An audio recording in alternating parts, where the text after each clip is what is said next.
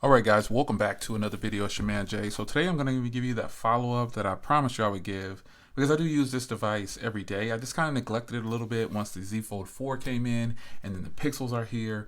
Tons of things are going on, iPhones, everything, but this device right here is easily shaping up to be the best phone of the year for me. There's a reason for that.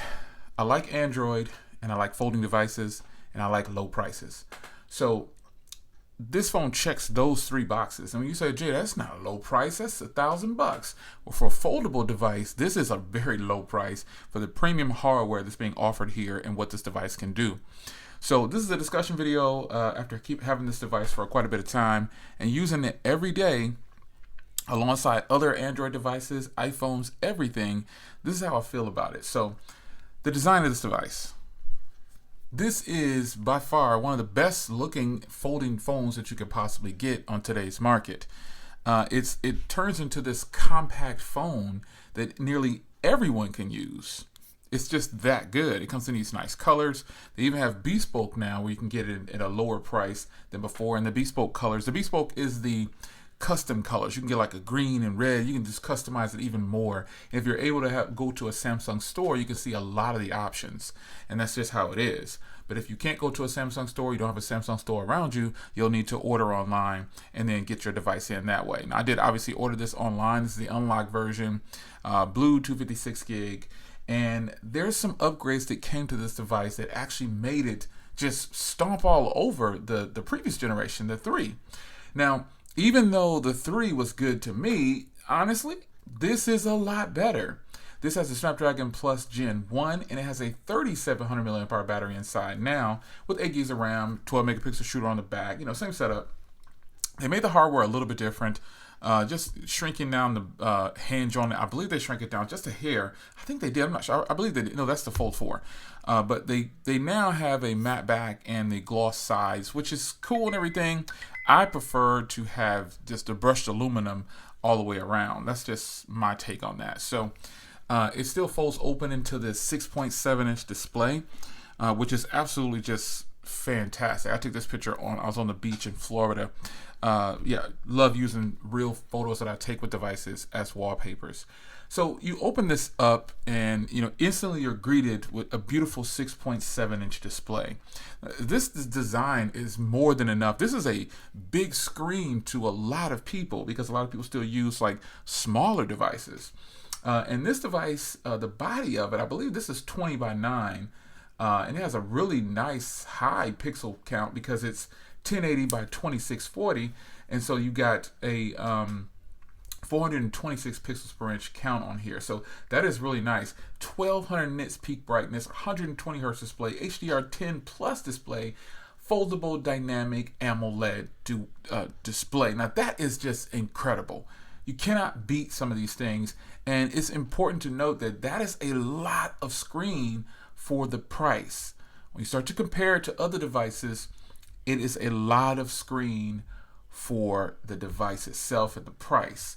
You've got Gorilla Glass Victus Plus on the back glass. You got an aluminum frame. That's why I wish this was a brushed aluminum frame, but it's not. They chose this shiny material unlike the previous generations, but that's cool. And it folds away. It folds up like this, and you've got this nice cover display, which is just absolutely great. Now, there are applications out there where you can have full screen stuff on here. I don't see the purpose of that. That's just to say that it could do it. No one's really ever going to use it like that. I have a folding device because I want to fold it open into this beautiful screen right here. Now, speaking of this, you see me unlocking the phone with the power button because the fingerprint reader is built into the power button and it is always fast. This phone also has facial recognition as well, and it is blazing fast. So up here you have the volume rocker and the power button on the top half of the phone. Now that is something, I like the power button right here because it rests perfectly, but I wish the volume rocker was on this side. But if you go over to this side here, you're going to see a 5G antenna, and you're also going to see a SIM tray, so they can't do it right there. So I understand that. But that's how it has to be right now until they can come up with a different design and where to put that volume rocker. I personally do not like it right there on the hardware. So With that being said, this folds away into a beautiful compact phone.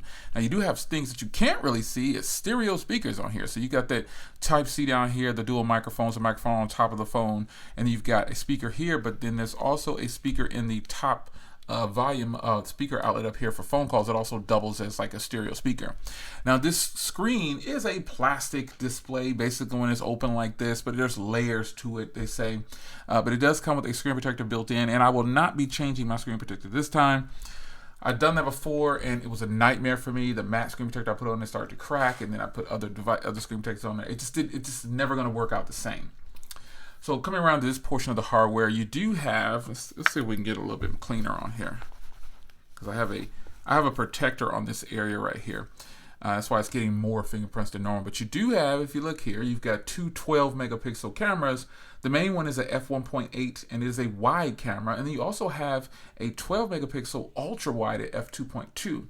So you got HDR, you got LED flash, you got panorama mode, 4K 60, 1080p 60, 720 at 960 frames, and it shoots HDR, which is really good, and that's HDR 10 plus.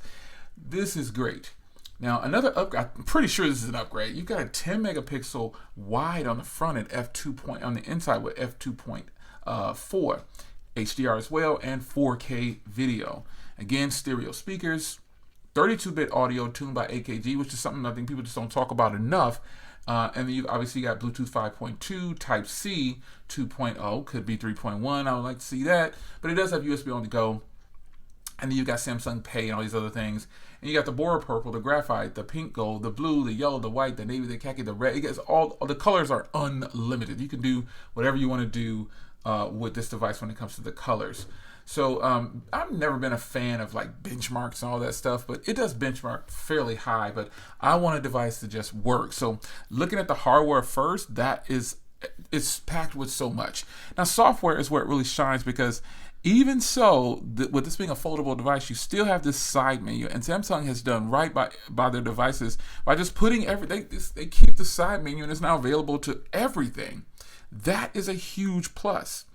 That is a huge plus. Samsung has done right by everyone by offering this side menu. Huge plus. That is a beautiful thing. And the software may not have like S Pen that you can use on here, but there are other S Pens. There are pens that you can use, and I can't find my little pen that I normally would use. I have a little stylus that I use on the Z Fold 4 for the outer display. Where's my stylus at? Anyway, I can't find it, but there is a stylus. Where is my stylus at? Where are they at? Oh gosh. Where's my Fold stylus? Oh, here's this little stylus.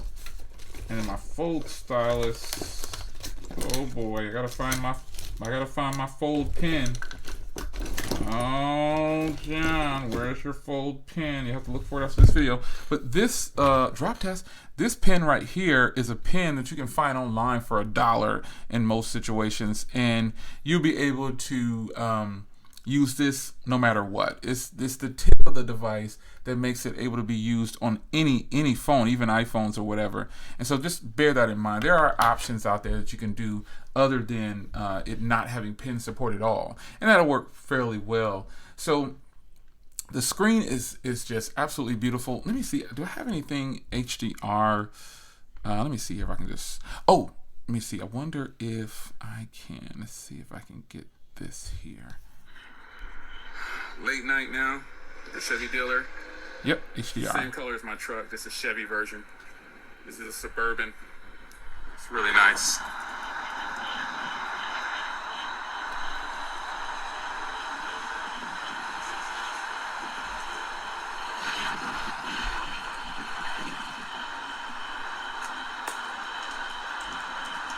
So this was just me testing out the Pixel 7 Pro with 10-bit HDR, and you know the footage is absolutely great, man. You probably can't tell too much on this camera, but when I crank the brightness up, whoa, it definitely pops in HDR. It's beautiful, man.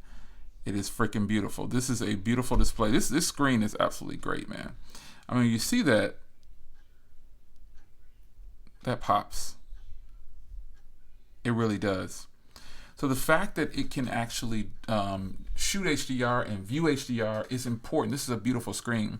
The cameras on here are absolutely stunning, man. They do I think I shot a video. Let me see if I can find that. I shot a video recently. Let's see here. So that, yeah, I shot these videos right here with this phone, and you can see here I shot it in 1080p because it was I'm putting that on Amazon. But these are some I'm trying to pinch the zoom. I haven't even loaded. This is great footage, man. And this video is up on the channel. It's going to be up on the channel. This is the version that went to my YouTube channel. But this footage, man, is absolutely great. Yes, I use my phones to shoot videos, folks. I think that's the purpose of me having all this tech. I'm going to use it for what it is. And I shot this video with the actual this phone right here, and I uploaded it to YouTube and I uploaded it to Amazon. So the cameras on here take fantastic photos, and the fact that I love having this cover display right here. Shout out to the iPhone 14 Plus. As you can see, I use my devices to record, folks. I'm telling you, take advantage of what you have. There's no reason as a creator that you cannot take advantage of all this tech. So getting into the cameras here, you know, my favorite is portrait video with the color tone turned on. I love that, and I love taking photos like that too. But it does have portrait mode. It's got obviously 4K video, and a lot of people say that this phone can't record 4K 60 on the front. I don't know why people say that, but let me just double check, because I'm pretty sure I have. Let's see here, 4K 60 on the front. There it is. So I don't understand why people say they can't shoot 4K 60 on the front. I don't know where they're getting that from. But taking photos in that tone right there, this is just dope, man. I took this with the device, and look at the detail in my face, man. Look at all the gray hairs in my chin. I just snapped a photo real quick. Don't focus too much on my gray hairs, but I like taking, I think it's called color point or something like that. This is great. This is fantastic. These cameras get slept on, and they shouldn't. People talked about the Fold 4's cameras and said that they weren't better than the S22. I believe that's incorrect. I believe that, and I try to get as many Samsung phones as I can, I believe that these cameras are great. While it does have the longer zoom, the Fold 4 beat this phone in a blind camera test. That's just what happened. So, you know, Samsung has proven that they have killer cameras on all their devices, because this device is no slouch. And then you add this device in with these same cameras. I don't know how many times they've rotated these cameras in and out, but they obviously are working. Like Google with the Pixel 7 and the Pixel 7 Pro. My Pixel 7's around here somewhere. Pixel 7. I mean, you cannot deny good quality on phones and stuff like by today's standards. So the iPhone that I'm recording with, I love shooting with the iPhone's top-down shots. I've said this before. I usually would shoot with my Sigma lens, but I was doing a vlog and sitting in the chair over there, so on an upcoming video, and I just never set it back up. But look at the quality coming from this iPhone 14 Plus, folks. This isn't even the Pro. This is the Plus. Yeah, this is the Plus. See that Plus? This is the 14 Plus. And so this device does even better. Now, not better than the 14 Plus, I'm just saying it does even better than several other phones on the market. Now, it does great for top-down shots. Don't get it twisted.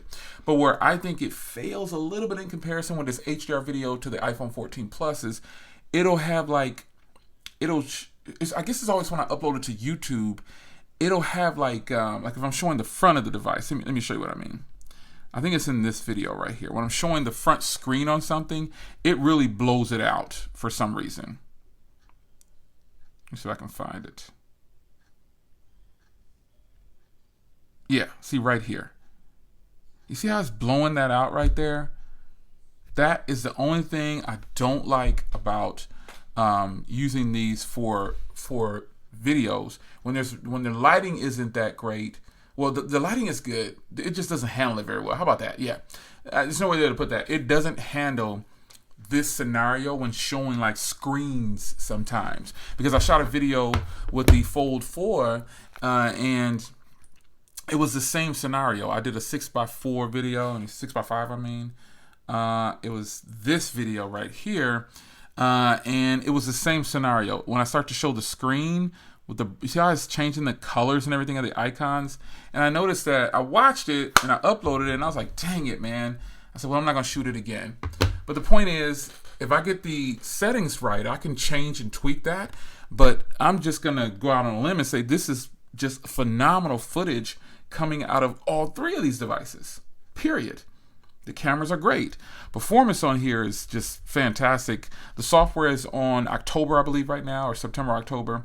This is on October, obviously. These two are on October. This one's on September, I believe. But, you know, the package that's put together here, and, you know, battery life is, where am I at on battery? Let's see here. 53% left. Let's optimize it. I'm normally getting about a day and a half or so out of this thing. And the most screen on time, I don't like screen on time, but you guys want to hear that. The most screen on time I think I've gotten is about 6.5, 7 maybe. But last time I charged it, let's see here. It's been sitting for a while. Day and a half ago, almost 2 days ago, it's been sitting. So, and again, I when I do use this, I use a lot of phone calls. I haven't been taking this with me because of this phone right here. I'm kind of in that testing phase for the Pixel 7 and 7 Pro. And so I've been leaving this one here, just using it for phone calls every now and then. But I can tell you, before they came in, definitely I was getting about 6.5, 7 hours screen on time, and maybe just a day or a day and a half, maybe 2 days of usage out of this thing. So again, I don't look at screen on time, but that goes to show, just look at that standby test I just showed you. Almost 2 days down, and I'm still at 53%. Okay, so what? I don't have a lot of screen on time, but the standby time has gotten better on these devices. There are a whole bunch of ways to look at your battery. I do have phones where if I just let it sit idle, the battery's dead in 2 days. Not this device. And that's totally unscripted, unplanned. Well, my videos aren't scripted anyway, but that's unplanned to think of it that way. This is why I don't think of phones' battery life with screen on time. I just don't do it. I don't see the point in doing it. So for me, that is how it goes for battery life. This phone is phenomenal on battery, in my humble opinion. Yeah, I don't get 4 days of use out of it. Now, you might get 4 days of use out of it. I probably could get 4 days of use out of it and only get like 2 hours of screen on time, but that will be great battery to me. And so when you take away days and you get more screen on time, it's a wash. It's a good balance. Yeah, I feel comfortable taking this device out for the weekend with no charger. I wouldn't have a problem. So Samsung's Flex Mode obviously is what these devices are about. And you get flex mode in certain menus. Like obviously the most popular one is the camera. You can shoot it, sit it up like this and shoot video of yourself, take photos with friends, do whatever you want to do.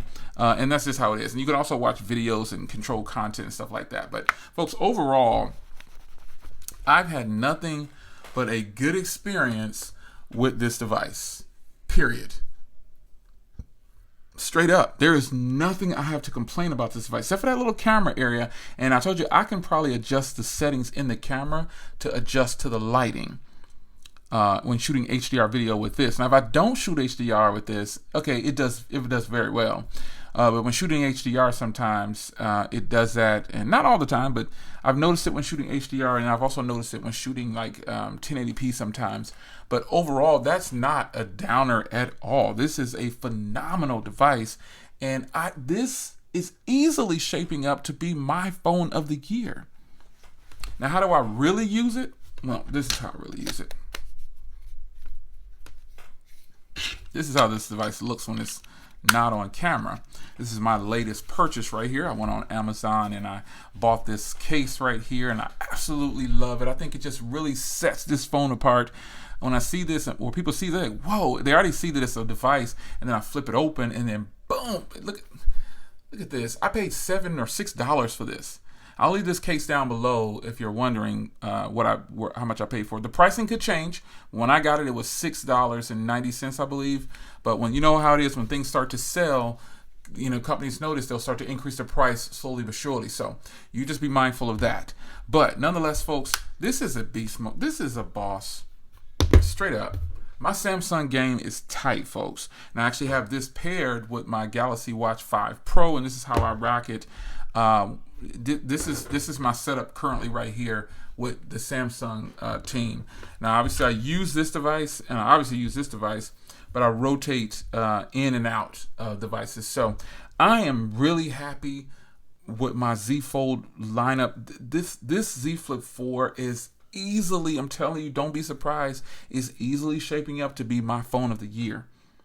It is that good. I like it a lot. It's your man Jay. Follow up on this thing. I love this device. I mean, it is a clear winner to me. I'm just ecstatic that I finally was able to get mine. If you don't remember that little debacle I had, they kept canceling my order for some reason. I got such a good deal on this. They kept with no trade. They just kept canceling it, and it really frustrated me. But I was able to get it in finally after going through the purple one and then swapping it out with this one. Everything's good now. I'm set. This is my device for flipping at a nice affordable price. Easily, I say it again, easily shaping up to be my phone of the year. You heard it. We're in October, and we're easily shaping up to be my phone of the year. It's going to have a lot change by then because the cameras are good, the battery is good, the screen is good, the design is good, the performance is good, the price is good, the cameras are good. It has enough features and options. I don't know. It's your man Jay. Hope you guys enjoyed, and I'll see you in the next one. Take care.